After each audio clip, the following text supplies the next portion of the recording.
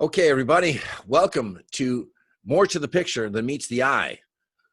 Behind the Lens with legendary sports photographer Steve Babineau. My name's John Horrigan. Thank you so much for watching. And Babs has spent the last 48 years accumulating hundreds of thousands of photographs from the Boston Bruins, the Boston Celtics, the Boston Red Sox, special events, concerts, westerns. He served as campus sports photographer for UMass Lowell, Boston University. He's taken some of the most iconic snaps in the history of the NHL. I like to refer to him as the Ansel Adams of New England sports photography. Welcome, Babs. How are you, buddy? Good, buddy. How are you? Nice to see you again. Nice seeing you. We're closer together and more, than just sitting here like this. Either way, it's going to be a treat with some of the photographs that you take. We took the story, we nicked it from a Neil Young song, and you've taken some fabulous snaps of Neil Young. We're going to do a show on that for sure. But this one here, I wanted to just start off with you. You're sitting down there in your sports cave, your museum, as all the memories wash over you in nearly 50 years. And this is the first picture that I have up here. Tell me about what are we seeing here? This is me probably about 1 year out of high school. I was working down at Watson Rink. You can see I'm wearing a Harvard t-shirt on there. I was in, one of the, I don't want to say I was a Zamboni driver. I did drive the Zamboni a couple of times when I wasn't supposed to, but I was a nice cleaner. And, but I did do some ushering for Harvard during football games. I went to Ringe Tech, so close by. Bruins used to practice at Harvard back in the day and used to sneak out of class sometimes to go see them. But on Saturdays, me and my buddy would go down there and watch the Bruins practice at Harvard. So you can see in this is in Cambridge, Mass, my mom and dad's place, but this is my bedroom. And you can see behind me, you can see these 5x7 prints that I started dibbling and dabbling, taking pictures, going to Bruins games, buying obstructed view seats back in the day, way up in the balcony, concrete strut there blocking your view, or people standing blocking your view. But I was able to go to these games and sneak down during warm-up, being so tall, and take these pictures of players warming up. And then once the game started, obviously the building was always sold out, so I was locked into my obstructed view for the game. But the bottom line is I was in the Garden watching Bobby Orr, Phil Esposito, Johnny McKenzie, Teddy Green in those early days. It was great. That great team that went on to win the Stanley Cup in 69-70. Wow. Let's look at this one here. Again, that's just another version of it. I'm wearing a different Harvard shirt, probably a different day, but it was like a self-portrait I did of myself. I figured out how to put the camera probably on timer and do this. And I was dabbling in black and white processing, using mom and dad's bathroom. And obviously this would be a black and white image, from the same spot, basically. Great. Hockey player. Yeah, I started playing hockey very late. I was a much better baseball player, playing Little League ball, growing up, playing minor league, major league, Babe Ruth.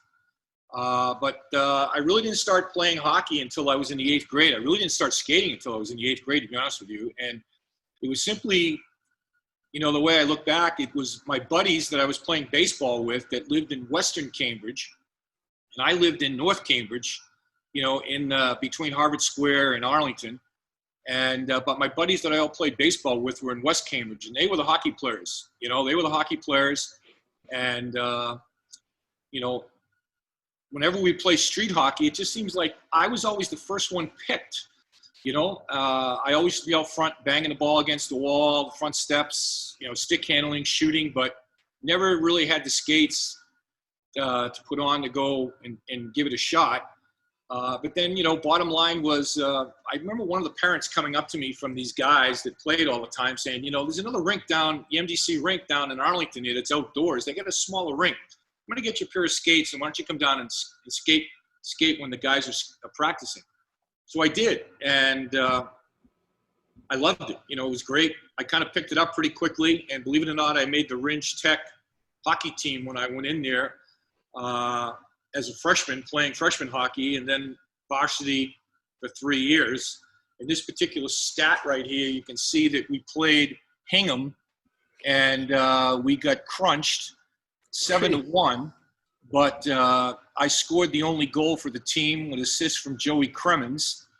But if you look at the standing results here, we were 3 wins, 11 losses, 1 tie, and we'd given up 93 goals and only scored 23. Wow. We God bless the guys that played on that team, because we really only had 13 players.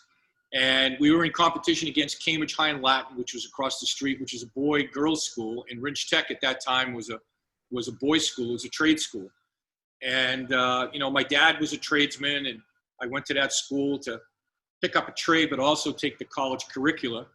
And but I was an athlete. I played baseball, varsity. I was the captain of the baseball team, and I played hockey. But I was on that team that set the GBI record for most consecutive losses.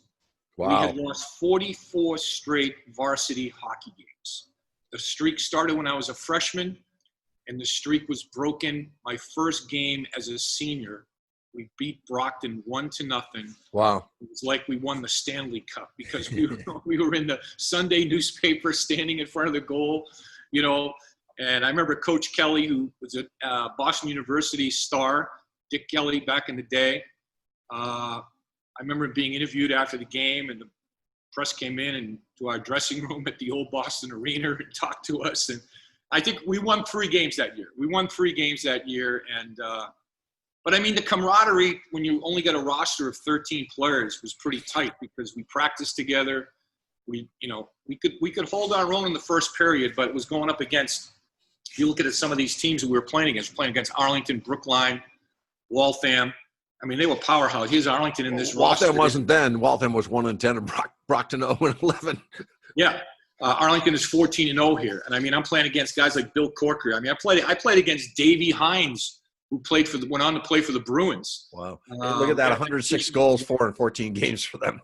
Yeah, we had a exhibition game against Brown and Nichols, and Davey Hines was playing for Brown and Nichols, and scored like 4 goals. And then I think the coach sat him down in the third period. Wow. Dave Hines, big Boston Brave, big scorer in Boston Braves, and a cup of coffee with the Bruins. I connected with him a couple of weeks ago. I found a couple of pictures of him playing with the Braves as well as playing with the Bruins, and connected with him and sent him over to him. And he remembered that exhibition game, because we were really bad. We, going up against a powerhouse, a private school like Brown and Nichols was like, we went into that game knowing we were going to get crushed. But lots of memories for me, knowing that, I connected with the old Boston Arena because that's where the Bruins started. Wow. And sure. I remember Coach Kelly, coming up to me one day saying, "How come, Steve, we always get this dressing room?" And I said, "Coach, don't you know this is where the Bruins used to dress, in this dressing room? I found this out from the building guy, that this was the dressing room." So my buddy, Eddie Petrosky, the goalie, and I would always make a beeline to get over there and get first. And then I'd be sitting in the same room that Eddie Shore, Dick Clapper, Lionel Hitchman, had gotten dressed in back in the day. And I kind of connected with that building, and I mean, and then later on in life, doing some research and going through a collection of negatives that was at the Boston Public Library by Leslie Jones, and seeing all of these photographs, posed photographs that Mr. Jones had taken with the Boston Arena in the background. You could clearly see, the windows at the end of the first row going up to the balcony and the seats. And so, yeah, for me growing up practicing there and playing games, and it was pretty cool, to what it ended up leading into. This is me at the Brighton Skating Club right here. This is that Sanderson? You're wearing a Bruins jersey there? The Derek Sanderson shirt that I was able to get. That's his shirt. It's his actual shirt. Yes, it was an actual shirt that I got from a collector. Unfortunately, I don't have it anymore because I traded it and I got a boatload for it. So yes. I mean, but it was kind of cool to get that. And I had a Mike Heidemann shirt. Heidemann, I think that's how you say it. Heidemann. Played for the Boston Braves. Yeah.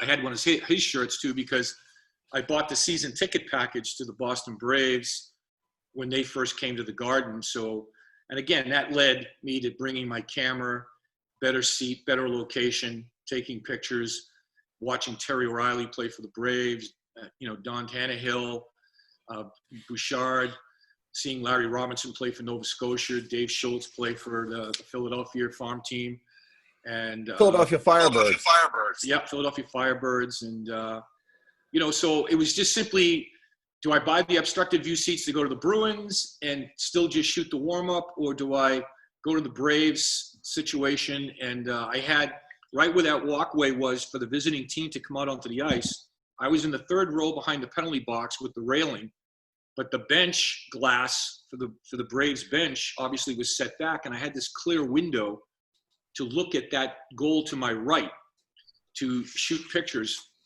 from that spot at a much lower level. And I used that kind of like just that window. I didn't care about anything else. I just focused on that window and waited for the action to come to that net and shot some stuff. And then the story. Then the Whalers ended up coming into the league. Whalers came into the league, the next year with an expansion team, with a WHA team, and I bought the first 7-game package to the Whalers. But my seats were in the balcony, but they weren't selling out the Garden like the Bruins were, so I was able to move around and move down. This is me playing at the Pheasant School up in Waltham, where a bunch of guys, we would get together every Sunday afternoon at 4 o'clock and rent the ice for an hour.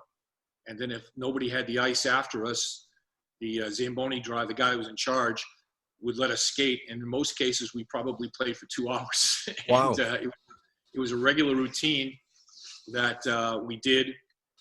And, some guys from Sudbury and Marlborough and Waltham, and a couple of French Canadian guys from Waltham would play with us. But it was religious routine every Sunday. 4 o'clock was our ice time. In most cases, we played until 6. Wow. 6:30. How many years did you do that?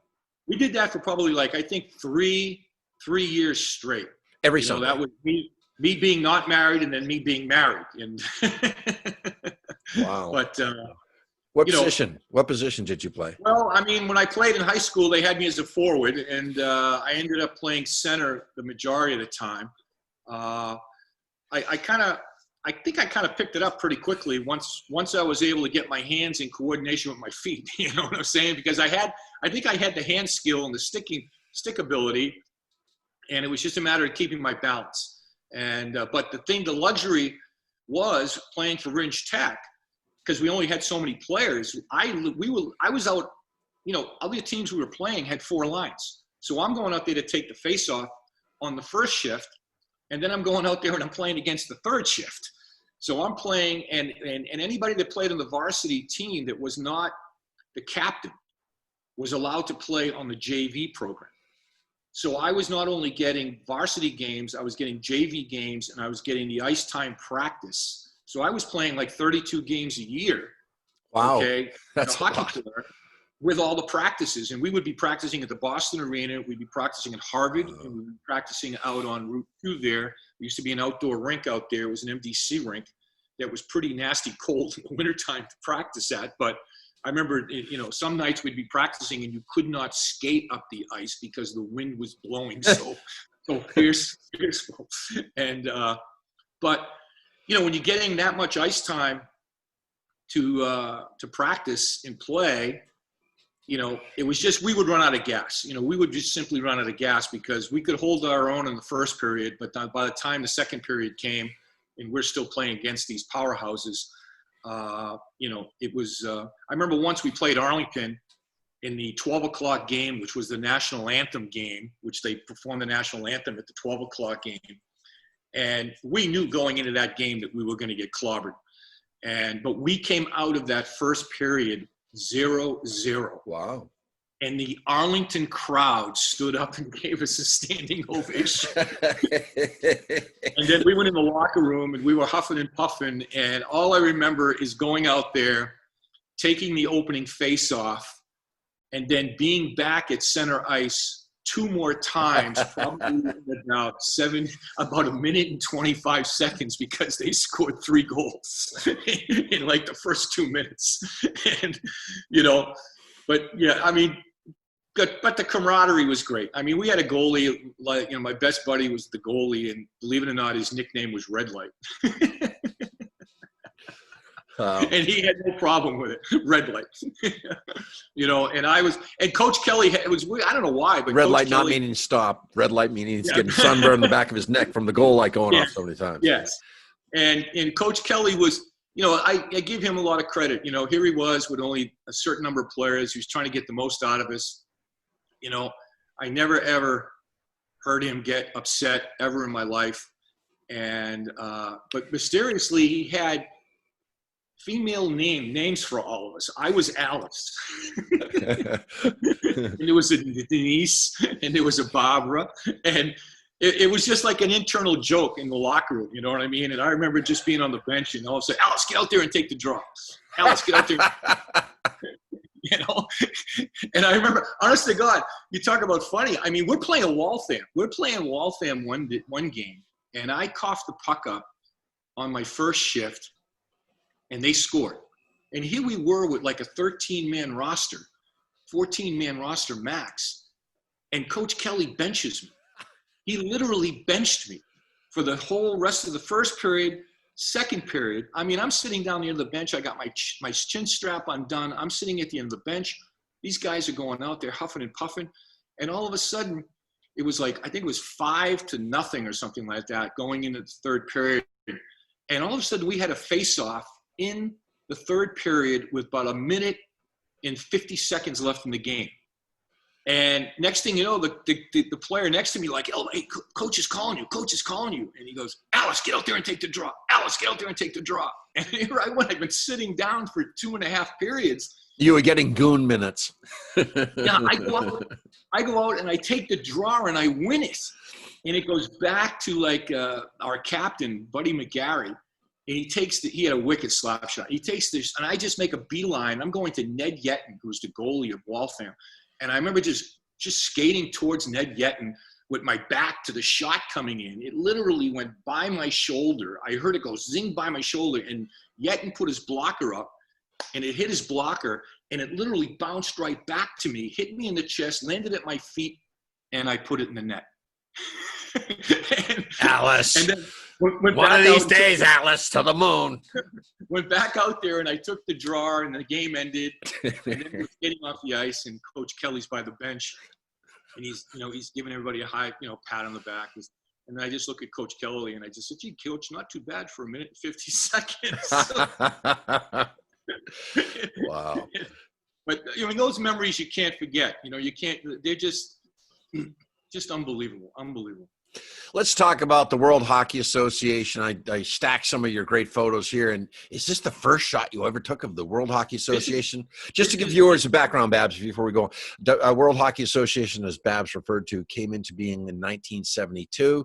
It went through the 1979 series, and then 4 teams joined the NHL: Quebec, Edmonton, New England Whalers, and where's the 4th team?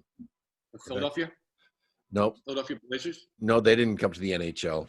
I'm trying to. I'll get back to it. Winnipeg. Thank you so much, Lucipeg. So this is the WHA. Now, is this the first season of the Whalers? This is the first game, national anthem.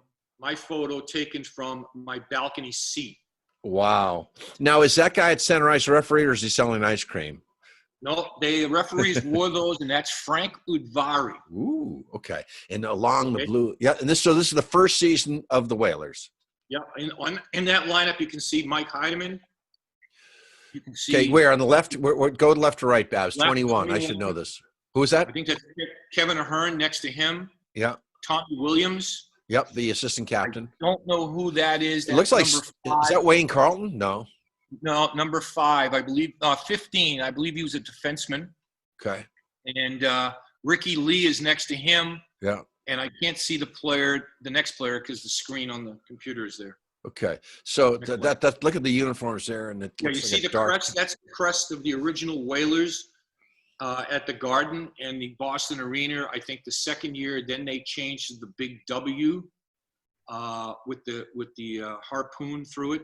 Yeah. But this was the original crest that was worn by the Whalers. It said New England Whalers. So I'm wondering if that defenseman's Brad Selwood. It's not Jim Dory. No, not Selwood Dory. It's number 15 on his gloves, and I can see the 5 on the side of his jersey. Yeah, I'll look that up though. That's yeah, because they had a great team then. 72-73 first year in the league. They were strong, powerful, and this is then they got better as time went on. So here now, do you want to go? Anything else in that photo? No, so that would be that's like kind of like the view that I would have had looking out at the ice from my balcony seat. I think it was 6th or 7th row. And again, like I said, the games were not sold out. And so in that next frame that popped up there, you'll see that I kind of moved down to a different position at center ice under the balcony in like the grandstand. And they're playing the New York Raiders. Yeah, the Raiders. New York Raiders. Okay. Right. Yeah, Gene Peacock, Brian Perry, and Bill Spear looks like, right? Okay. Yeah, and that's Paul Hurley, number 5 in front, and I think that's Larry Plow, number 4. Okay. Yeah. And then Larry Plow, and obviously it's probably Al Smith, but you can't see him in the goal. Yeah. But the key here is this is the Garden. Look at the people sitting, and they're sitting in red cushion seats. Now they're half that size. Cushion seats. And then they went to those yellow plastic seats. Remember back in the old Garden? Yep. But these were like really comfortable seats back in the day. Wow. And but that's a pretty good crowd right there. And I don't see the goal judge there, but that must be him maybe with the cap on. Yep, he was busy too in the WHA. So so I noticed the first one, which was obviously the old Garden. This is also the old Garden because the old Garden also. Yep. And the Whalers did do a few games at the Boston Arena, but why are they wearing Kelly green? They're wearing the darks as opposed to lights. Oh no, I just I don't know if maybe the Raiders forgot their. That's what I was just thinking. That's what I was thinking. Again, the WHA. Yep. But yeah, that's so here they are again. This is the Cleveland Crusaders. Purple uniforms too. They had the coolest uniforms. So this would be the team that Jerry Cheevers went to. But there's Selwood in the background to the right. Yep. That's Jim Dory, number 10. He was a tough guy. Terry Caffrey, number 7. He could move the puck. Yep. And you can see sparsely how the crowd is kind of spread out. You see what I'm saying? So that gave me the flexibility. But now I'm actually shooting at a hole. So this must be in the time frame where I had made that phone call after the 3rd game that I had gone to the Hockey News. My mom let me make a long-distance phone call to Montreal, and I got the editor on the phone, and I asked him, I'm an avid reader of the Hockey News, why don't you have any pictures of the WHA?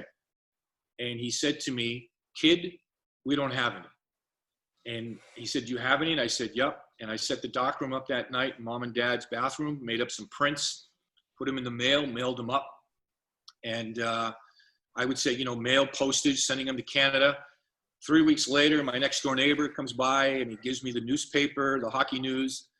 And he says, I think you might want to keep this edition. And in that edition, I had a picture of Tim Sheehy and a picture of Bobby Sheehan of the New York Blades, Raiders, Blades, whatever. They were the Raiders then. Raiders. No, they were I forget. Golden Blades or Raiders, yeah. Golden Blades, yeah. And, I got paid a whopping $5 for the 2 pictures. But the key was that Mr. Halpin, Charlie Halpin, called me back, maybe a couple of days later, and he said, I'm going to get you a season credential to photograph that league. That league needs all the publicity they can get. Yep. And he put a request in. And now I found myself, this would be a hold position in the glass, shooting at ice level, shooting, Bobby Hull, Gordie Howe, Jerry Cheevers, the Whalers. And this is really how it all started. It was Mr. Halpin up in Canada, Charlie Halpin, getting me that initial credential. And next thing you know, I was having his Bobby Hull during warm-up for Winnipeg.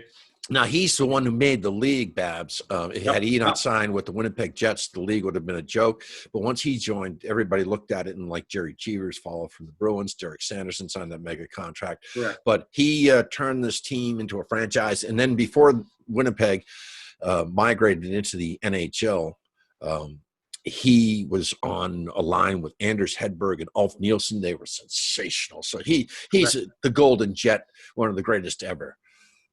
Tell me about this one. Losing his hair a little bit because he did end up going with something a little bit later, I think, to cover up that front spot there.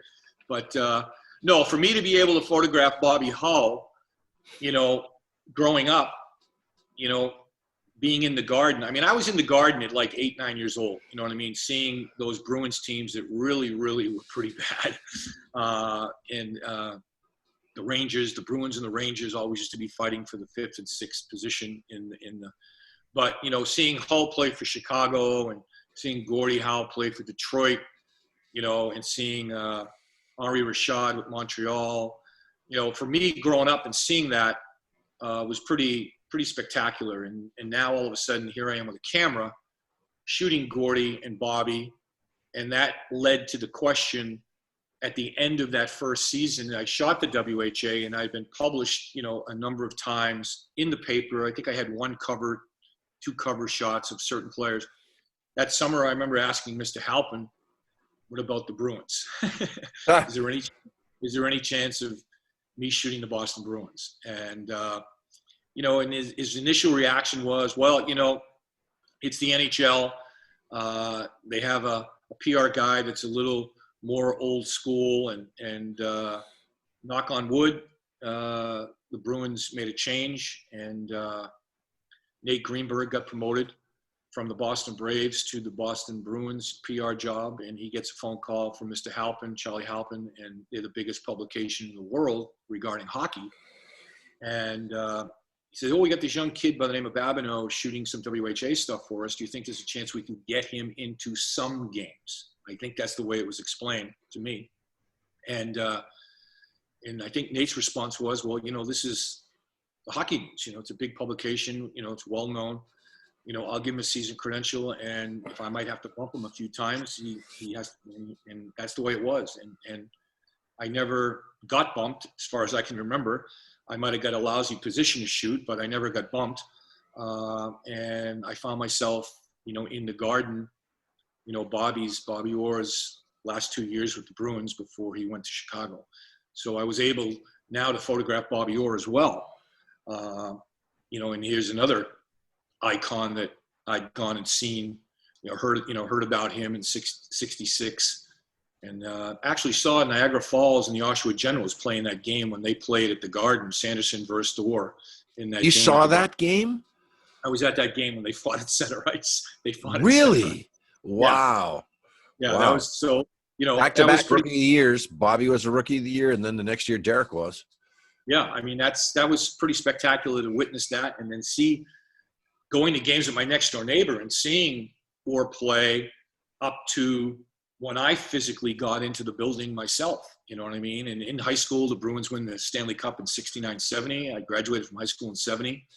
Been going to Harvard to see them practice, and now here I am behind the glass with a hole, and I'm photographing Bobby Orr. That's unbelievable. And one thing led to another. I started to get published a lot with the Hockey News. They had a magazine called Hockey Pictorial, Hockey World, Hockey Digest came out of Century Publishing out of Chicago. They put out a magazine similar to Baseball Digest. And really? I remember that I had probably, I think out of the first maybe 15 covers for that magazine, I had, at least eight cover shots, as well as black and white. But then that led to Topps. My first hockey cards were in 1976 with Topps. And so being a card collector, all of a sudden you grow up a card collector, and you're a card collector even then. And all of a sudden you have photographs used in the Topps hockey card set. Not many, but I think I had 6. And but that was an accomplishment I looked at, and it just led to bigger and better things down the road when, I started working for all the hockey card companies Sure, down the road. sure. And we're going to get to that in the next episode. So we come up on time here, Babs, but I want to thank you here in this opening episode of More to the Picture Than Meets the Eye, Behind the Lens with Steve Babineau. When we come back, Babs, in episode 2, we're going to continue on with the WHA. So everybody, thanks so much for joining us. We'll be back next time with More to the Picture Than Meets the Eye. I'm John Horrigan.